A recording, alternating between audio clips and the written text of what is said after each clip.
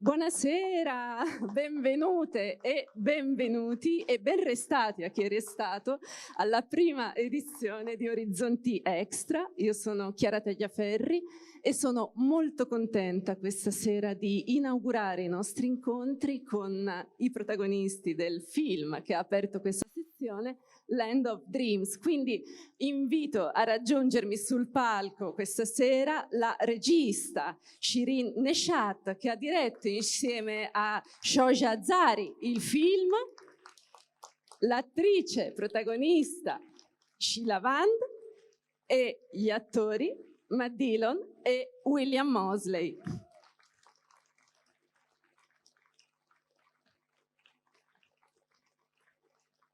Benvenuta Shirin, è un vero piacere essere qui con voi. Ho moltissime domande per tutti voi. I have a lot of questions. Now come with translate. Giulia, help us with translation. Faremo le domande in italiano, verranno tradotte in inglese. Quindi abbiate un pochino di pazienza per i tempi. La prima domanda che vorrei fare a tutti voi in realtà è una curiosità e vorrei sapere chi è il più coraggioso che ha voglia di raccontarmi l'ultimo sogno che ha fatto. Good evening, everybody. I have many questions for you tonight. I am very curious and I would like to know who's brave enough to tell me, what did you last dream? Only the brave. Chi vuole rispondere?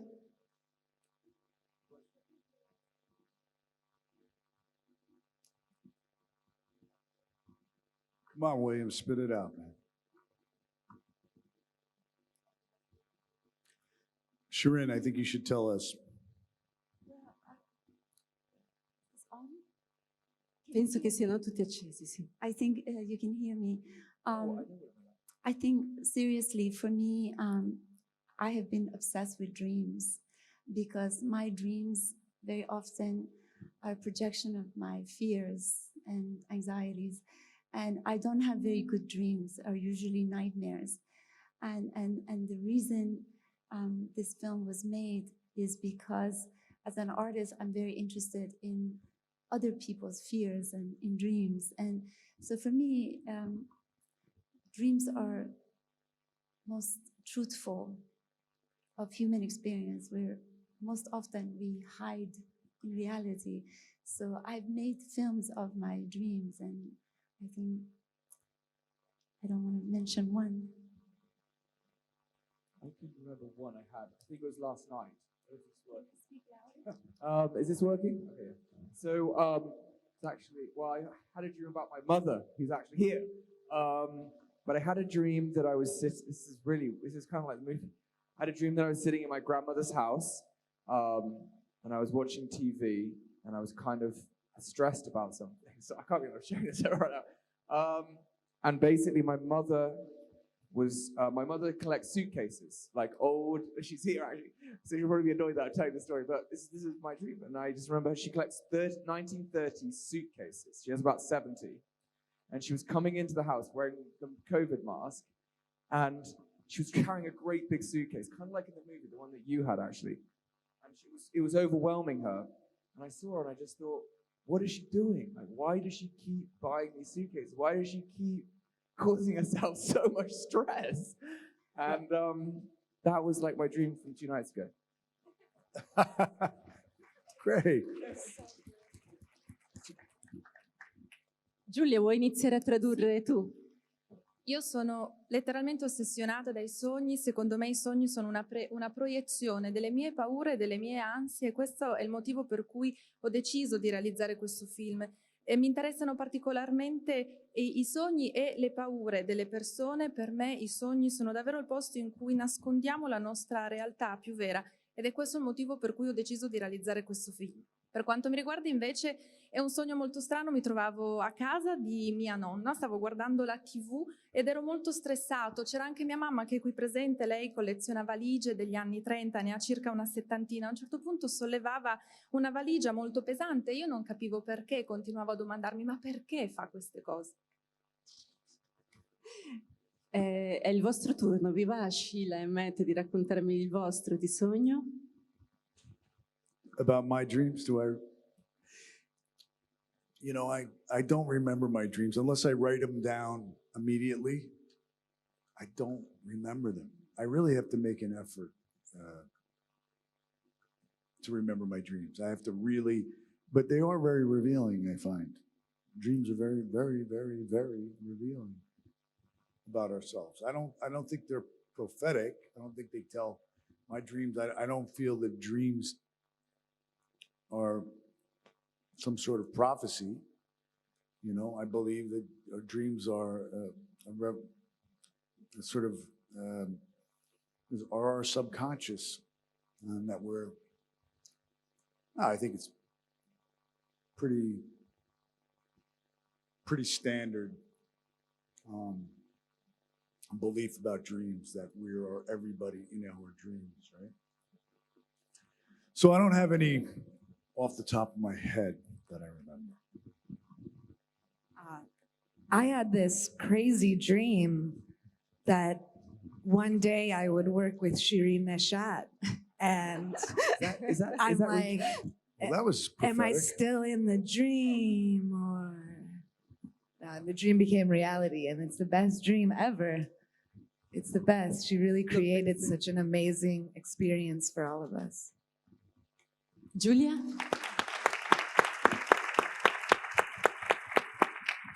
Io solitamente non ricordo i miei sogni a meno che non li scriva subito, quindi per me è davvero uno sforzo. Credo tuttavia che i sogni dicano molto di noi stessi. Non penso che i sogni siano profetici, quindi non penso che un sogno sia una profezia. Sicuramente rivela moltissimo del nostro inconscio, quindi purtroppo non ho nulla di specifico da raccontarvi. Io invece una volta ho sognato che un giorno avrei lavorato con Shirin, sono forse ancora in un sogno, è diventato fortunatamente realtà ed è stata davvero un'esperienza meravigliosa.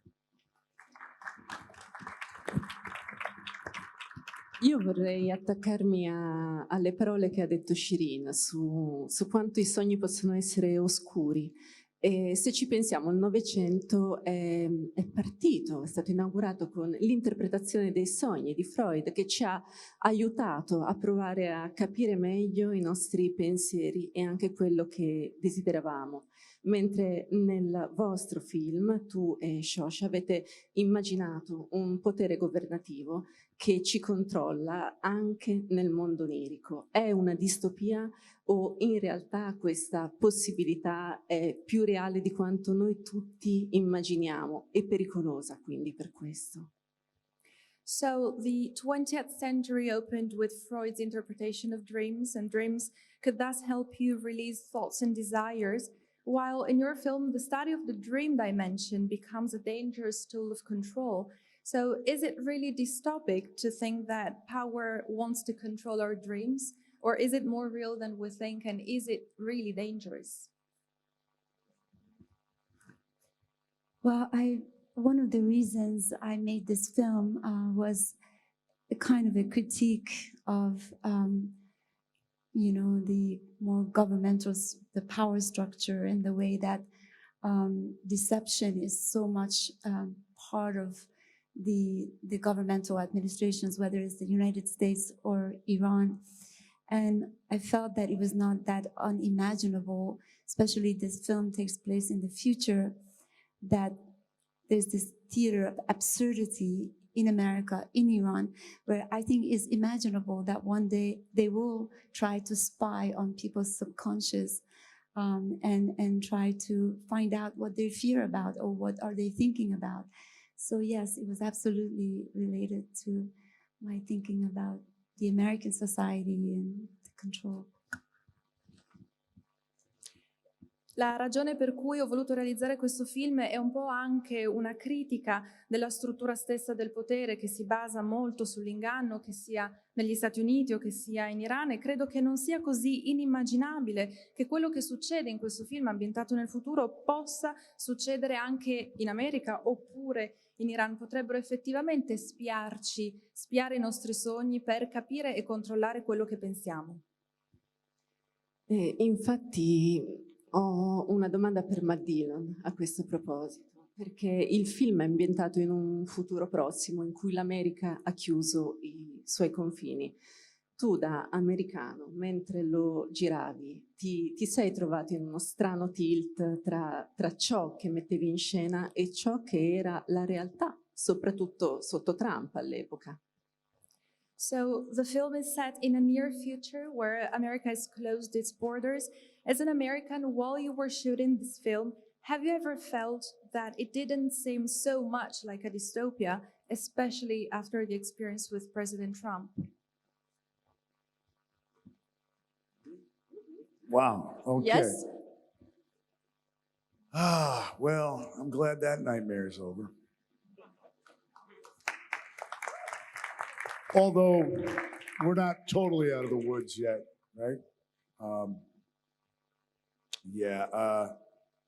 It was interesting working in New Mexico where we filmed this, because it was once, there was no new on there. It was no New Mexico. It was part of Mexico, which was part of Spain, which really belonged to the indigenous population there. And there's a really interesting and dark history that you can kind of feel when you're working in that part of the country.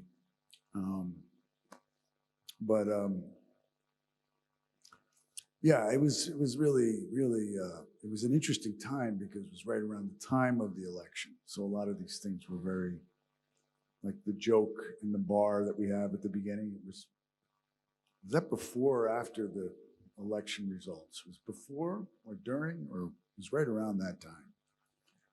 It was an interesting time to be making this film. You know? Giulia? Sono innanzitutto felice che quell'epoca sia finita, anche se non siamo ancora alla fine del tunnel. È stato molto interessante lavorare in New Mexico, anche perché in realtà inizialmente non era New Mexico, era semplicemente Messico, e quindi è un posto in cui lavorando davvero si percepisce una storia ricchissima. Ed è stato anche molto interessante il periodo in cui abbiamo girato questo film. Era comunque il periodo delle elezioni, quindi molte cose, molte scene del film lo ricordano, ad esempio la scena della battuta nel bar. Tra l'altro c'è un'altra scena molto bella in cui Matt Dillon, Sheila Vand e William Moseley entrano in una casa e Isabella Rossellini, la padrona di casa, dice loro che la loro cameriera messicana non sogna più, perché da quando è arrivata in America ha scordato, ha dimenticato, lasciato i suoi sogni in Messico. È ancora così per una persona che viene da un altro paese, per esempio che viene dall'Iran, è ancora Sheila così difficile portare con sé i propri sogni? L'America te lo permette? So there is another beautiful scene in the film when Matt and Sheila enter Isabella Rossellini's house, and the maid said that she hasn't dreamed since she came to the States, and so she left her dreams in her country. Is that still the case? And so an immigrant must live their dreams in their country? Well, I wanted to say that this film was made by two immigrants, and JeanClaude Carrier is a French citizen, and it is our perspective about the changing dynamic in American society, and how when I arrived at the United States in 1975, it was a very different country than today.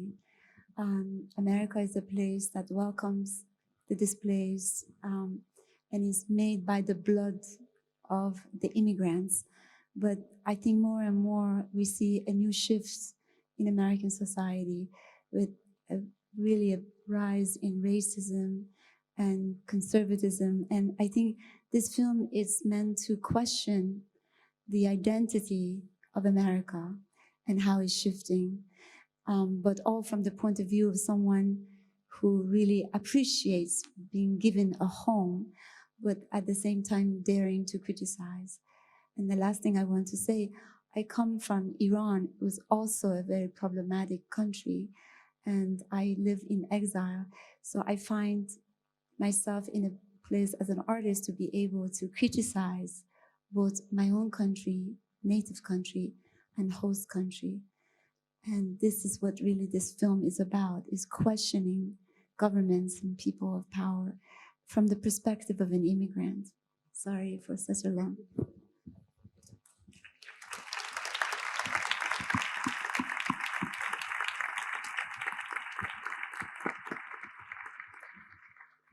Il film è stato realizzato precisamente da due migranti, cioè da me e da JeanClaude, e quindi abbiamo realizzato questo film proprio perché volevamo mostrare la nostra prospettiva, il nostro punto di vista su delle dinamiche in evoluzione di un paese. Quando sono arrivata negli Stati Uniti era sicuramente un paese molto diverso, fatto realmente dalle persone che vi arrivavano. Adesso purtroppo vediamo un grande cambiamento, vediamo un aumentare ad esempio dei movimenti razzisti. Quello che abbiamo voluto fare quindi è proprio mettere in dubbio l'identità degli Stati Uniti, e l'abbiamo anche fatto dal punto di vista di una persona come me a cui negli Stati Uniti è stata data una casa, e quindi anche il fatto di chiedersi: può una persona a cui è stata offerta una casa criticare questo paese? Io ho potuto farlo in quanto artista, sia criticando il mio paese di origine, ossia l'Iran, sia criticando il paese che mi ha dato una casa, ossia gli Stati Uniti. Però spesso è molto bello ed è molto utile vedere la visione e lo sguardo di chi viene da fuori, porta il suo mondo e riesce a guardare le criticità di un altro mondo e a mostrarle con la visionarietà meravigliosa che tu hai avuto con questo film. Io tra l'altro vorrei dirvi, cuori coraggiosi, che se volete intervenire e fare delle domande basta alzare una mano. Se io anche non vi dovessi vedere per le luci, c'è Dario che mi potrebbe dare una mano, quindi se avete domande o sogni da fare anche voi, prego, intervenite pure. Nel frattempo io ho una domanda per William Mosley, perché sono molto curiosa di questa cosa. C'è questo algoritmo che ti permette di valutare i like su Facebook, e una mente informatica è in grado di dirti che in base a tuoi 10 like questa mente informatica ti conosce almeno tanto quanto ti conoscono i tuoi datori di lavoro. Con 70 like arrivano a una tua conoscenza che hanno i tuoi più intimi amici, con 300 tuoi like riescono a studiarti e a conoscerti tanto quanto il tuo partner. In una società che ci studia così profondamente il nostro inconscio, qual è la nostra possibilità, raggio di libertà e di azione? So this is a question for William Mosley. There is an algorithm now created by Facebook that is, created to evaluate Facebook likes. And so a computer mind needs only 10 likes to know you better than your work colleagues, 70 to exceed the average interpretative capacity of your friends, and 300 to get to know you as your partner. So when our unconscious is profiled so deeply, how much freedom are we left with? I think that's an amazing statistic. I've never heard that before. I cannot. You must try. I cannot believe that's reality that we live in now. You know, I have to say from just a purely personal point of view, I don't know about anybody here, but I was raised in the countryside. You know, I don't know if there's people here who lived in not a city, but even going to London now, every security camera's on you.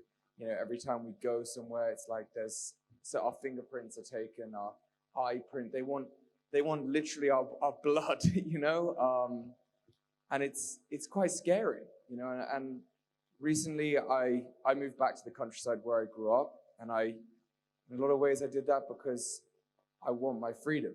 You know, I can't get off social media. I think I'm probably addicted to it, but I think it's very important that we embrace nature, that we embrace what's organic, that we embrace the natural world and we protect it, you know, and everything else is man-made, and usually what's man-made is corrupt inevitably. So on a personal level, hearing that statistic is horrifying, and on a even more personal level, I think we should all get back to the countryside and have organic farms.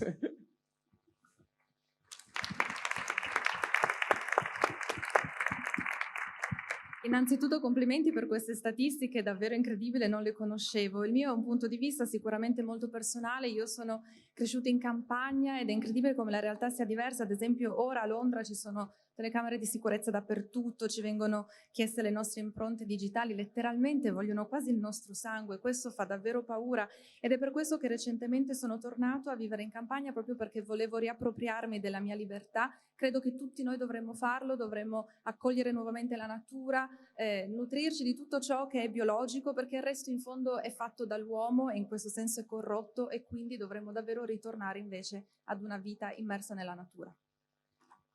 È una cosa che in qualche modo Shilavand tenta di fare forse alla fine del film.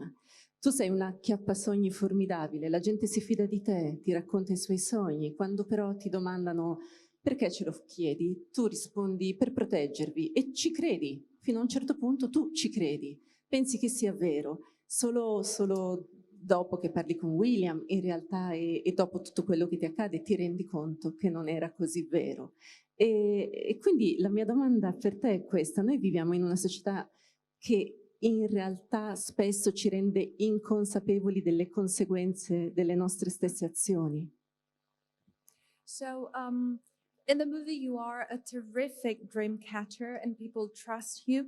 But when they ask you, who do they want to know? Why do they want to know our dreams? You automatically answer to protect you. And to a certain extent, you believe that, even though you are not sure. And only after, at the end of the movie, you find out that it's not true. So how dangerous is a society in which people are not aware of the consequences of their actions? Very dangerous. I think right now we live in an age of misinformation, so we're really seeing that. And Simin does start the movie with a certain naivete, a certain innocence and trust. And she's really in it for her art at first. She's fascinated. She wants to connect with people. And she plays everything sweet and small in the beginning so she can get into these people's homes. But as you saw in the movie, she goes on a journey where she learns more and more about what's really going on. And she learns more and more about what's deeper inside of these people, this landscape of Americans that she meets, and that it's not just her lost and looking. So many of these people are lost and looking. And, she kind of gets liberated in the end by realizing what's going on, and she gains a certain amount of power and she begins to fight back. And I love the end of the movie because she lays all her art out there and just walks away. And there's something really strong about that journey that she goes on from just being a girl, doing her job, getting what she needs out of it, to really realizing her role in what's going on and what she's participating in. And I think we should all question that no matter what country we come from. What is our part in that puzzle, not just as Americans, as Italians, as Germans, as Brits, and yeah, it's a complicated movie. There's a lot of layers in it.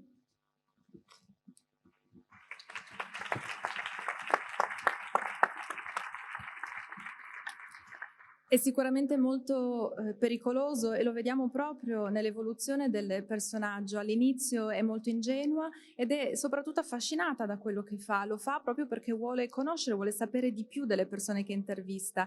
Poi attraverso un vero e proprio viaggio che la porta davvero a capire che cosa succede e quindi capisce che non soltanto lei si sente persa, ma anche le persone che intervista sono perse, sono continuamente alla ricerca di qualcosa. E poi alla fine del film la si scopre finalmente liberata, quando scopre finalmente tutto e acquista sempre più potere nella scena finale quando va via.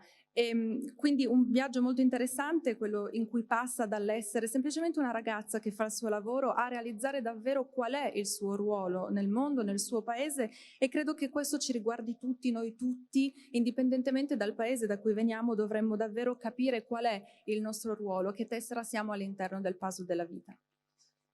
Allora, io so che dal pubblico non sono arrivati cuori coraggiosi, domande coraggiose e so anche che il nostro tempo è finito, ma vorrei, prima di ringraziarvi tanto per il tempo che ci avete dedicato, le vostre risposte, ricordare, come hai fatto tu, Shirin, Neshat, all'inizio, JeanClaude Carrière, perché so che il tuo viaggio e quello di Shoja è iniziato con il leggendario sceneggiatore di Buñuel nel 2018 ed è terminato nel gennaio scorso perché JeanClaude Carrière è morto. Quindi la domanda che io ti volevo fare è se per caso questo è l'ultimo sogno di JeanClaude che in fondo vi ha donato per proseguirlo. So we haven't received any question from the public. Our time, unfortunately, is almost up. However, before thanking you, I would like to remember JeanClaude Carrière. You wrote this film together, and his journey ended with his death last January. So is this maybe the last dream he left you? Yes, this was, I believe, the last story Jean-Claude Carrière wrote. And unfortunately, he died in January as we were editing. So the film is dedicated. It's the greatest honor of my life to work with Jean-Claude. But I want to, if it's okay, acknowledge a few people who are here that should be acknowledged. Actually, one of the directors is not here, who I like to acknowledge, Shoja Azari, my partner and husband, but also someone who wrote and directed this film. Sorry if I can give a few names. But also, there are many people in the artistic team here. Qasem Ibrahimian, if you can get up, the cinematographer who shot the film. Qasem, please. Where is he? There is no light, or he's smoking a cigarette. You met Rebecca Comerford and Nicole Ansari and Christopher McDonald, but also Lena Todd, who was the casting agent in this film, is here. I also wanted to say, this was a small film and big struggle to make. I'm really, really grateful to my own brother who's sitting here, Amir Neshat, for saving me and helping me to make this film. Thank you, Amir, and his lovely wife. We have Beatrice Bulgari from Fondazione In Between Film Art. Thank you for your support. We have Doha Film Institute. We have Arte. We have another big name in Germany that I cannot pronounce. There is also Mark Amin here. We have Nick Shoemaker here from UTA, from Los Angeles. It's a small film with a lot of supporters. But I wanted to say, this doesn't need translation. Beta Cinema, thank you for supporting us. And most importantly, there are two producers who worked with me from the beginning. Is Sol Tryon from, his film is a company called Palladian, and in America, and in Germany, Bon Voyage. So can you get up, Sol? That's tall. He's right there. And Thurston, I don't know if you're there. Amir Hamed Hams from Bon Voyage. Christian Springer, thank you for putting up with us. I have also, from production design, we have Elham Asadi, who is somewhere here. She's Iranian. And my loveliest friend, colleague, and my studio, who also participated in the film, Giulia Teodoli, who's Italian. So thank you, everyone. We made this film with a lot of difficulty during the pandemic. And it was a very small film. And as he said, it was during the election. There was a lot of pressure, but we made it. And I'm just grateful to everyone who supported us, including the Venice Film Festival and these lovely 3 actors who trusted me.